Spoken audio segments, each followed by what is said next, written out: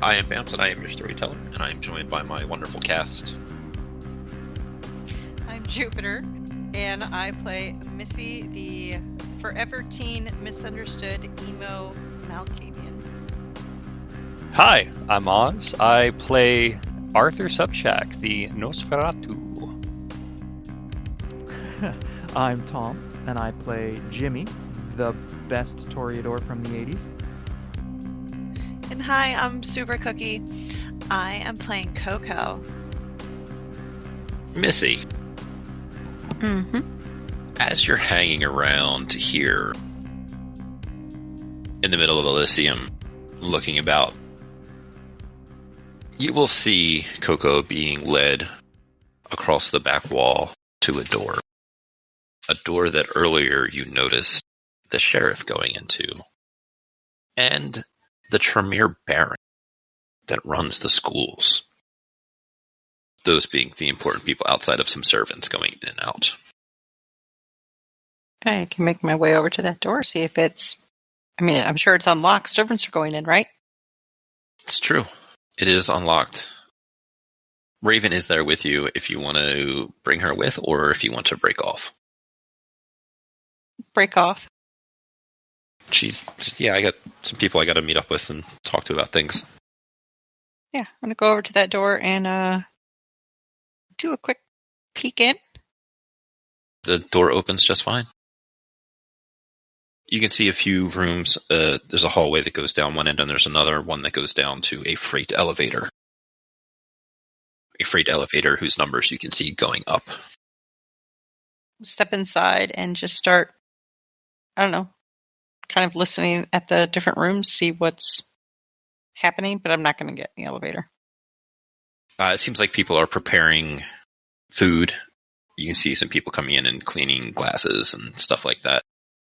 You can see, poking your head into one of the rooms, there are a few mortals that are on little, not quite gurneys, but little cots that are laid out that seem to be taking a break.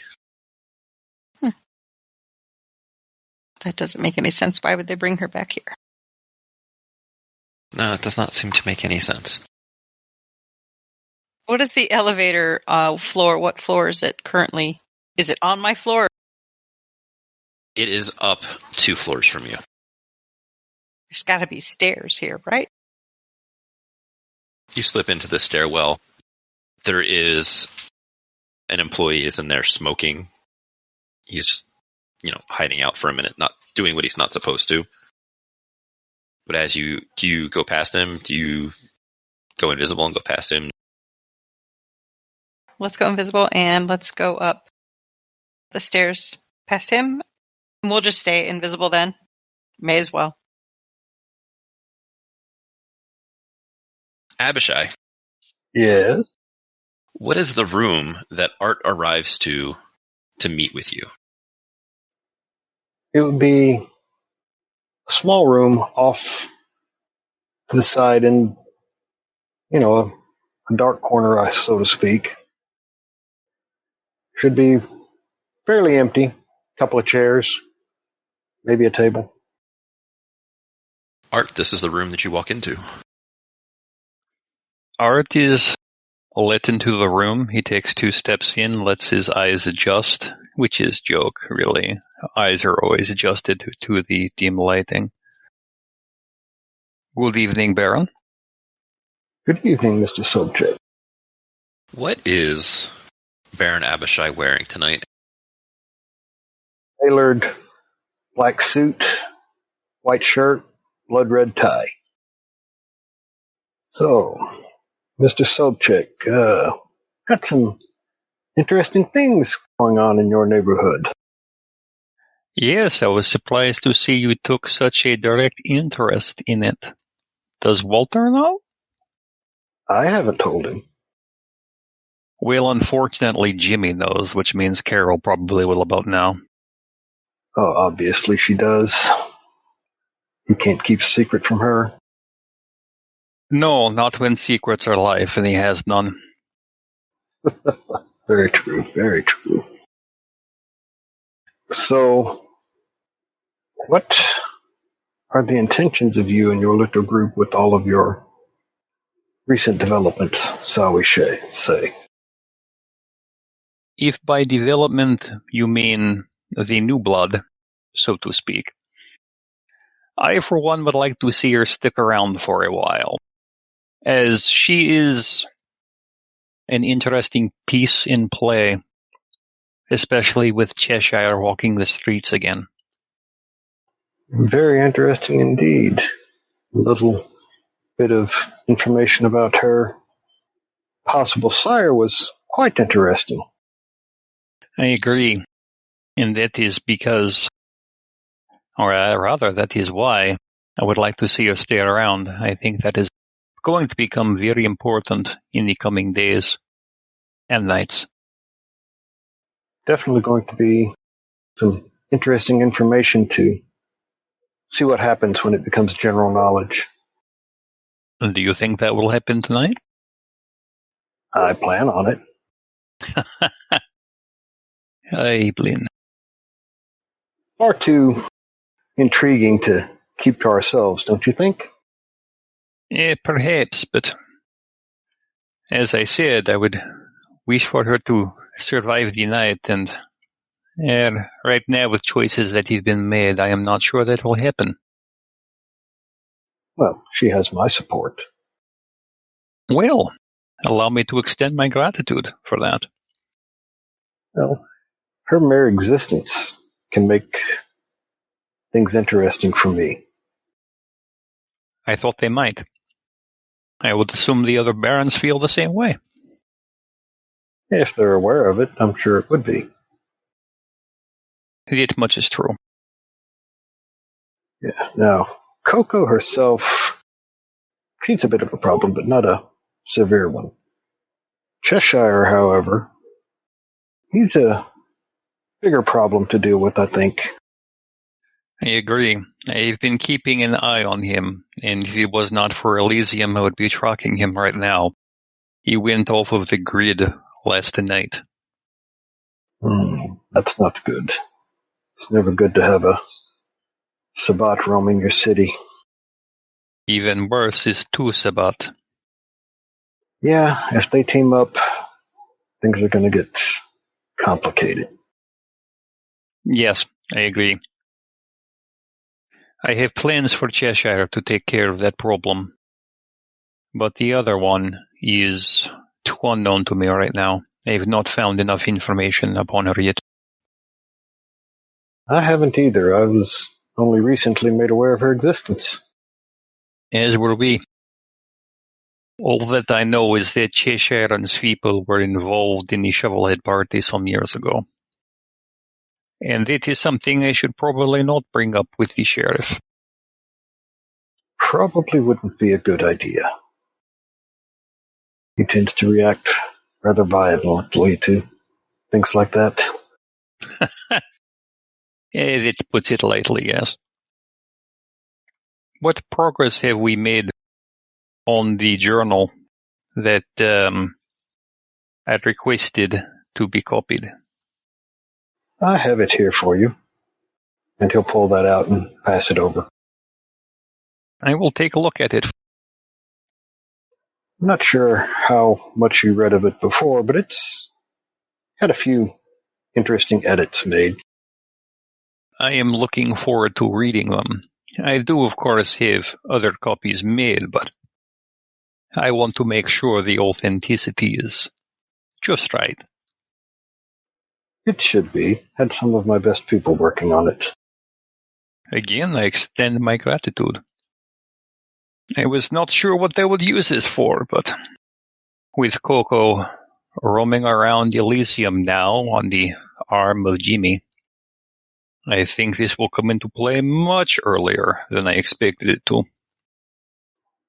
Hopefully it will make things a bit easier for you. In some ways, perhaps. In other ways, this has become much more difficult, but at the same time, as you said, it has become much more interesting. Maybe even Walter will sit up and take notice. That would be amazing. I wonder why that man even has the position that he has, Inertia. I assume. Well, with Cheshire and now Sweeple around, that may change, and that may change soon. I would think it would. I know if Cheshire happens to be found in my territory, he won't be a problem for long. This is so, and I would assume it would be the same for all the barons. Except one. I have not heard from him in some nights. I am concerned for his safety. After Elysium, I may go call upon him and check upon his health. I think we have covered everything that we need to cover right now. I think I've hit all the points I wanted to touch on. The camera sits on the silence of the two Nosferatu before it cuts away to a small room where Jimmy and Carol are. There's a very nice velvet couch in the corner, and there's an old style jukebox that is set up to accommodate various musical tastes, including Jimmy's. Oh, rad. Jimmy heads over to the jukebox and picks out, Out of Touch by Daryl Hall. She smiles as you put on your song, and then sets her glass down and taps the little couch next to her, inviting you to sit. Yeah, Jimmy slides onto the couch. It's been a while. The disruption of your Halloween party meant we couldn't take a bite. Yes, it has been rather busy down in your little area of the mall. Is everything under control? Is everything okay?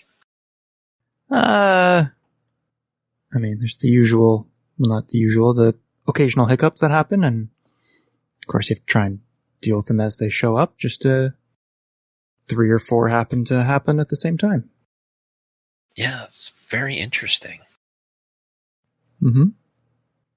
And speaking of the little snafu at my club, whatever ended up happening to Mr. Kelly? Oh, it seems that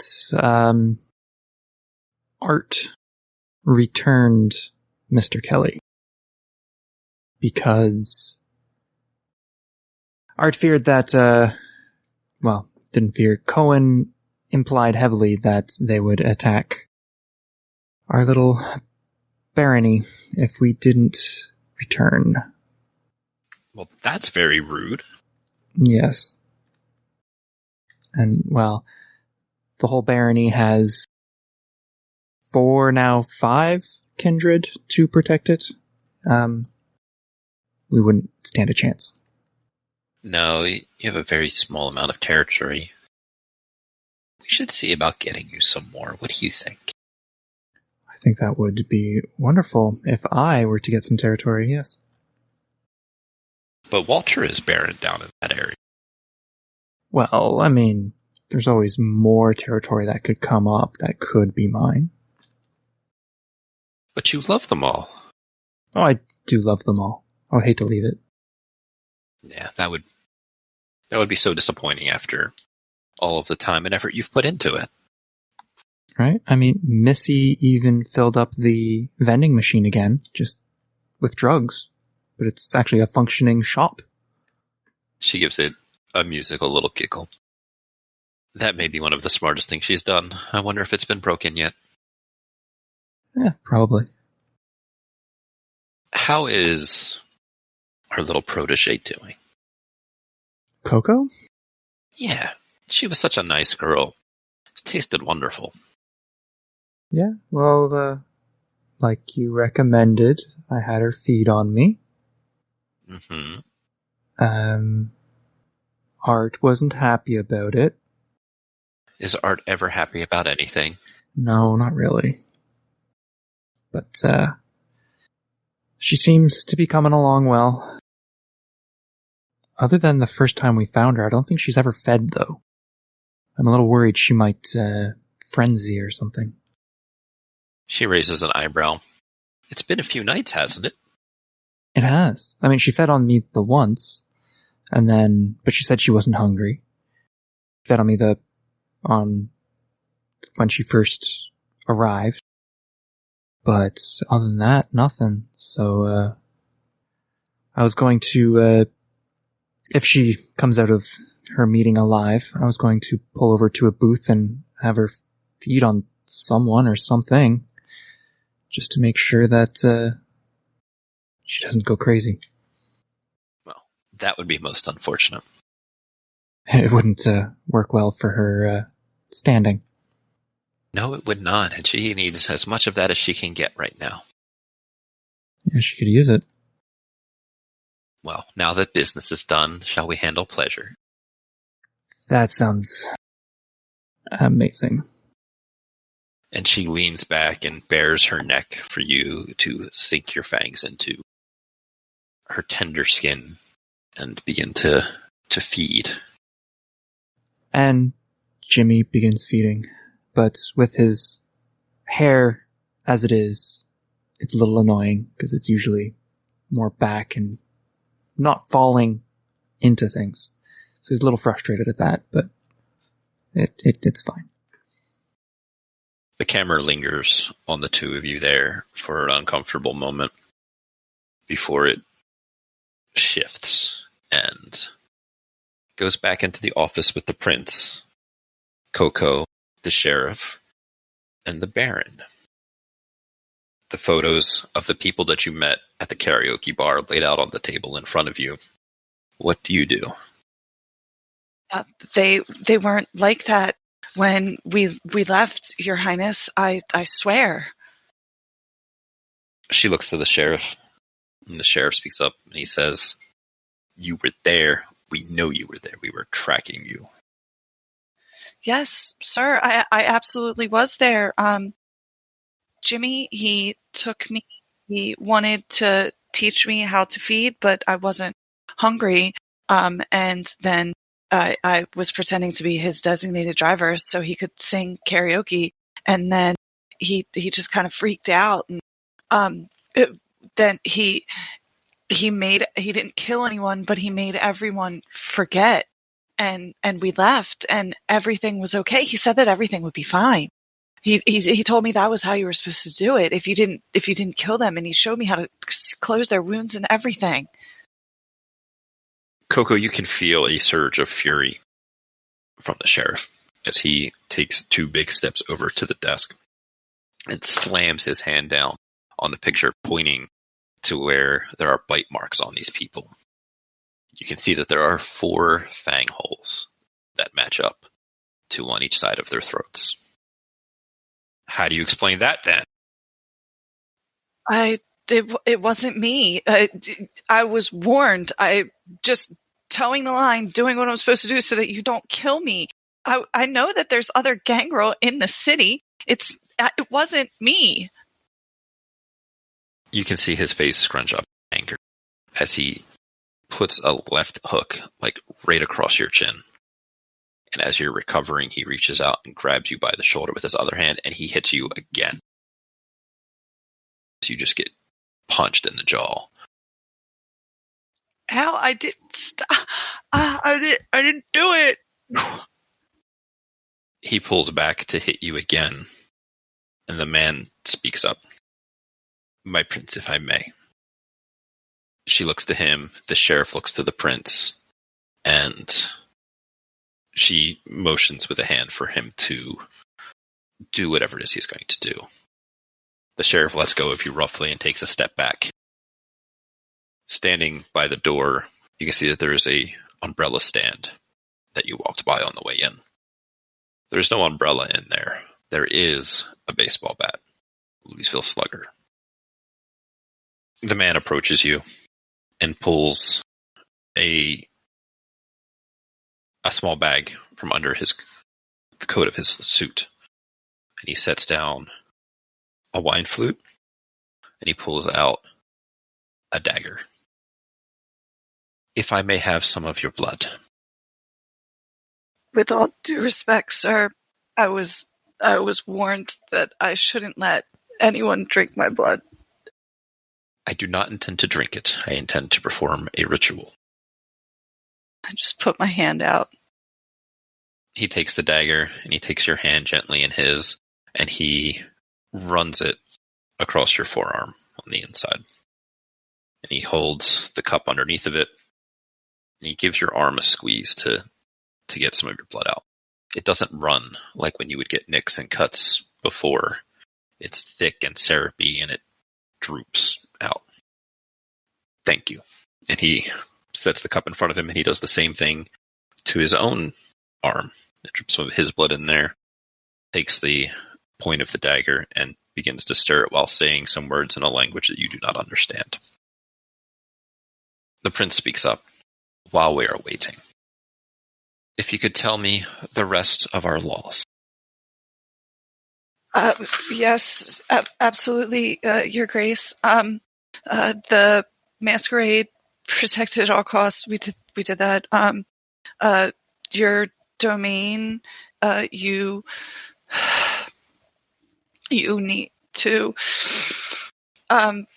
protect it and respect others' domain, and then this is where I'm in trouble because the progeny.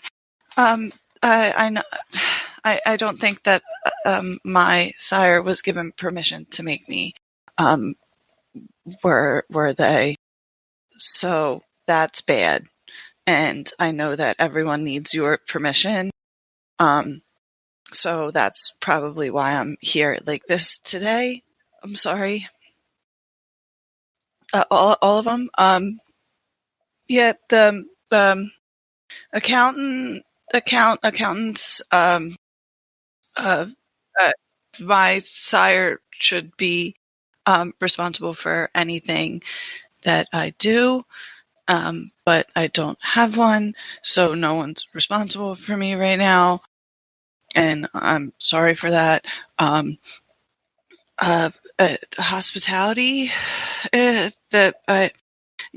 just like when you enter someone's home, you need to introduce yourself, and immediately you can't hang out. You have to go introduce yourself to the prince, like immediately. And destruction, you can't kill another kindred unless you say it's okay. Your liege, I know that. And which of these have you broken by your embrace? The progeny, because whoever my sire is obviously didn't ask for your permission first. Are there others that you have broken? No, absolutely not. Especially not on purpose. I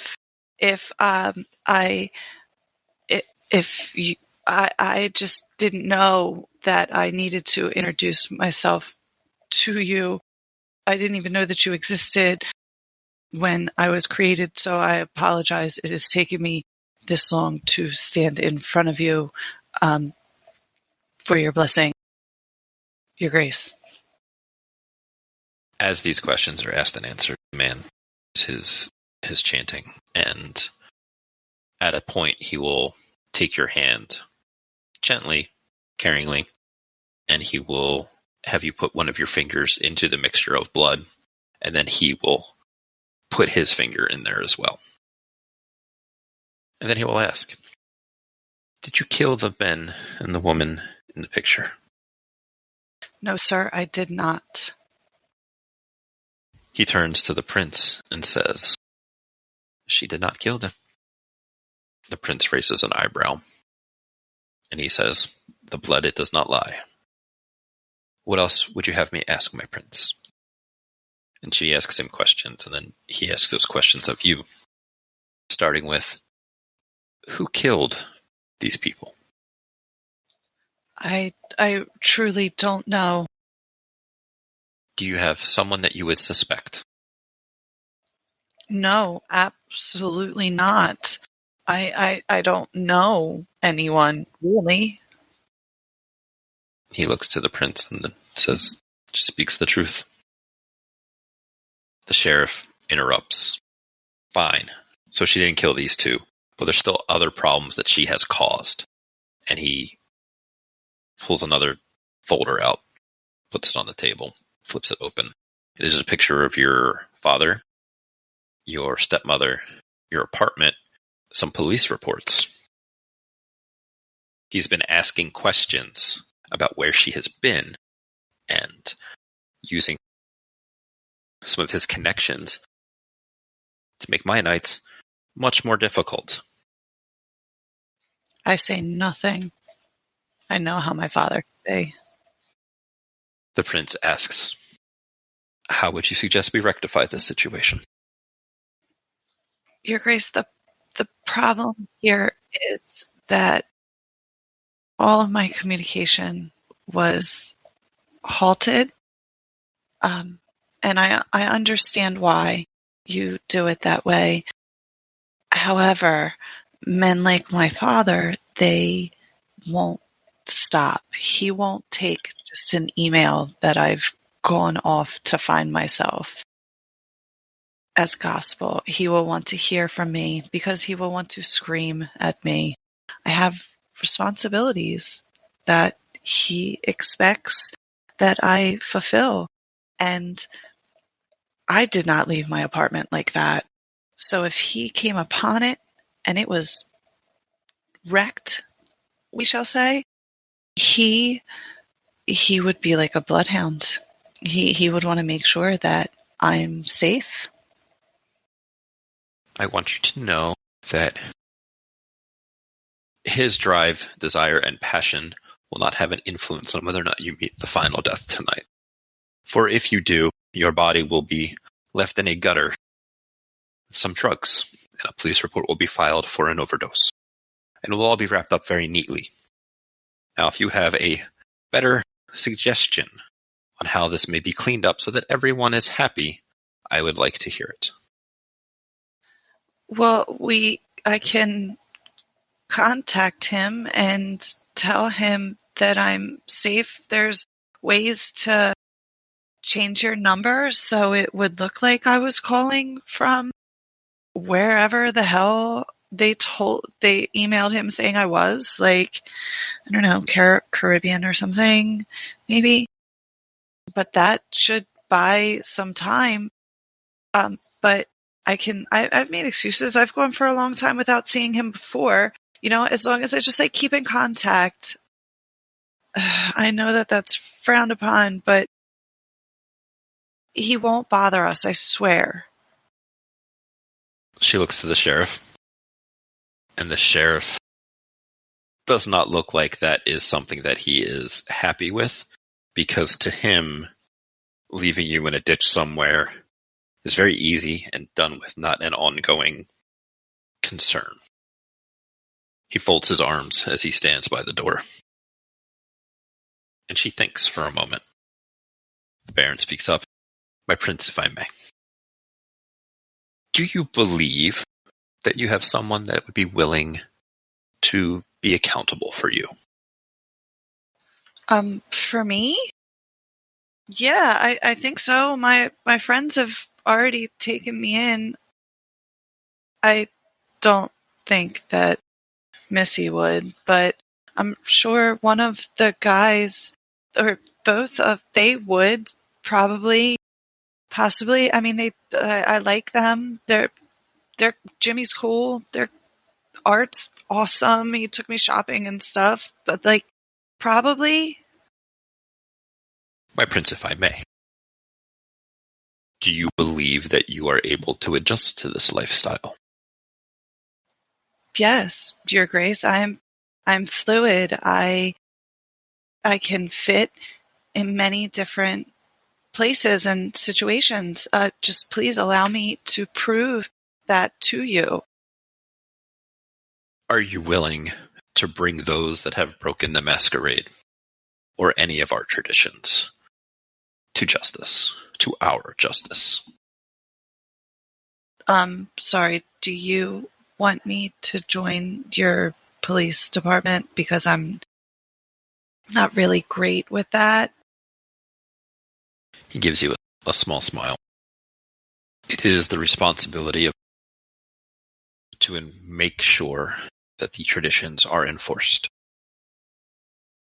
Then yes, absolutely. I understand why they're so important. It's for all of our safety. So then you would be willing to bring those who break them to justice. Yes. He turns to the prince. The prince stands. She straightens her outfit. I have made a temporary decision. And we cut scenes to Missy. Missy, where are you going when you go upstairs? See what's up there, door-wise. If there are doors, listening at them, see if I hear anything. If I don't hear anything, open the door. You will see the man that you saw escorting Coco standing in front of one of the metal reinforced doors. He's Kindred, probably, huh? No, he is mortal. Awesome. Let's walk up there. Listen at the door. She must be in there. Probably screwing things up. Probably going to get us all killed. You hear the heavy smack of a fist meeting flesh. And then, but a heartbeat, even those ears don't, you will hear a second one. And you will hear the sound of Coco's voice being distressed at being hit. You will hear the sheriff's voice more or less picking up from that conversation where that happened to her, and are free to listen to most of it. Yeah. I'll stay and listen. Do you stay the whole time? Like when she says that she's made a decision, do you run back or do you hang out there? No, I stay. Until I hear them approach that door to open it, I'm there. Cool. Jimmy. Num num num num num num. Very num num num num num num. She gently indicates that, okay, that's enough. All right, well, Jimmy takes one more draw and then stops. She runs her hand through your mop of hair as you lick the wound closed, and then gives you a big old kiss on the lips afterwards. I missed that. Me too. We should head back soon, though.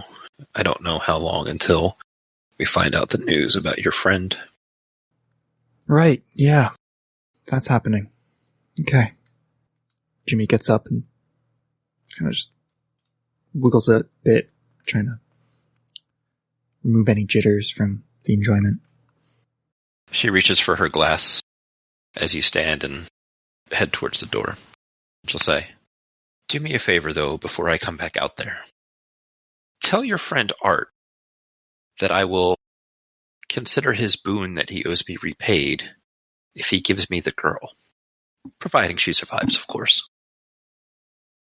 You want Art to give you Coco? If he steps away from taking care of her safety and not accountable for her, and she ends up under my care. Okay. She gives you a wicked smile as she takes a drink from her glass. We cut back over to Art and Abishai, finishing up their conversation. They also begin to rejoin the greater population of Kindred, the city. Art and Jimmy, you are in the main room here. Art, Missy is nowhere to be found, but that doesn't surprise you. Art, Mr. 411, I got some news for you. Do you now? I do. I'm sure you'll be ecstatic. Our good friend Carol wishes to reclaim her boon with you. I knew you'd love it. she wants to, I wasn't 100% sure, but like mentor Coco or something, and you be okay with it, or like you release her to her. That is an interesting call. I will take it under advisement. All right. Some minutes will pass. Great Elysium today. I was not a great fan of it. I do not like Elysium as a whole. You will notice in your time, since his name was brought up earlier, Walter is here. He's around. He is in one of those little Walmart electric scooters. I literally have nothing to say to that. He actually has his ghoul Roach with him that is wearing a dog collar that has his name on it. And Roach is wearing one of those tuxedo t-shirts to make him look dressed up. Poor guy. Of course. God, it's like something you would see on Fat Life. Some time will pass, and Missy, that door will open. And people begin to file out. Coco has the sheriff behind her, the Baron off to her side, and the prince walking forward. The mortal that was here goes to close the door and then follow them. What do you do? Let them all pass, and as they get maybe 10 feet away, just start following. They don't seem to pay you any attention. If they see you. That's pretty much on brand. They come down into the main area, up to where the music was being played, small raised area. The prince and Coco and the other two stand there. Missy, you can tell Sheriff's not happy. The prince activates all. Conversations come to a halt and everybody's attention is drawn towards the stage. When it is silent for a moment, she will stand and project her voice to say, Kindred of Springfield. I am sure many of you have heard the news that has been going on for these past few nights. Someone has broken our rules and our traditions. She motions towards Coco. This whelp was sired without my permission or my endorsement. However, our rules are very strict and for the protection of us all. By those rules, she should be destroyed. And everybody looks around a little bit. Coco, do you do anything when she says that? I just square my shoulders and set my jaw. If this is it, it's fucking it, man. However, and the murmurs stop, I have chosen to not destroy her this evening. At the moment, she is a witness to whoever broke the masquerade in our city. And she will have until Elysium in January to find this person and bring them forward for justice. As such, she is temporarily allowed to exist in the city and is given all of the rights that an accepted member of our society would be, so long as someone is willing to step up to be accountable for her further education and indoctrination into our society. Art steps forward. Nice try, Jimmy. Nice try. Jimmy was looking for Carol to see if she would step up. My prince, I will accept accountability for this new child of the Kindred. More murmurs. The prince turns to Coco. Portia Lindsay Bellingham, elsewise known as Coco, is this man that is accepting responsibility for you someone that you know and trust? Yes, Your Grace. Then so shall it be. Until Elysium in January for the celebration of the new year and new business to come. Arthur Sobchek of Clan Nosferatu will be responsible for Miss Bellingham of Clan Gangrel. Murmurs, light conversation. What the hell? I thought Carol was supposed to take her. Well, she did not act with speed and alacrity. How odd. Okay. Missy, do you rejoin them after coming back into the main room, or do you get up to some other trouble? Remaining unseen. I'll go stand by Art while they make this announcement.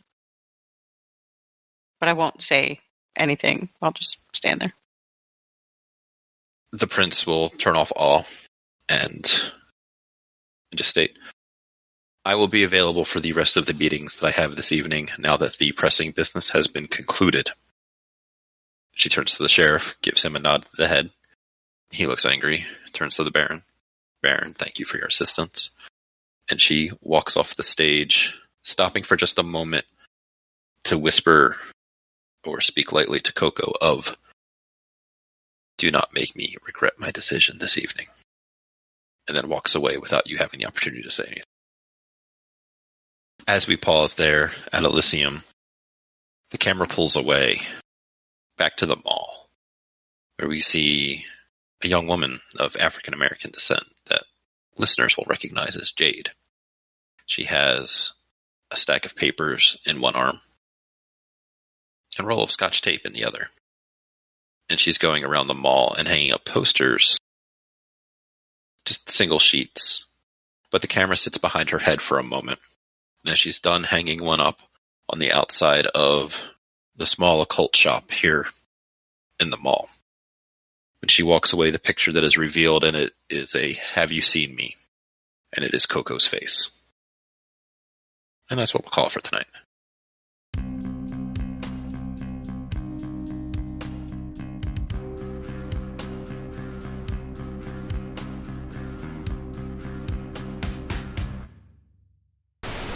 Nice. That's so sad. My poor best friend. I'm glad I'm not dying, but my poor best friend. All right, goodbye, Craig. This Vampire the Masquerade Chronicle is a non-official, fan-created work by the Without a Net podcast. Portions of the materials used in this actual play are the copyrights and trademarks of Paradox Interactive AB and are used with their permission. All rights are reserved. For any further information in those regards, or maybe upcoming releases, you can find them at worldofdarkness.com.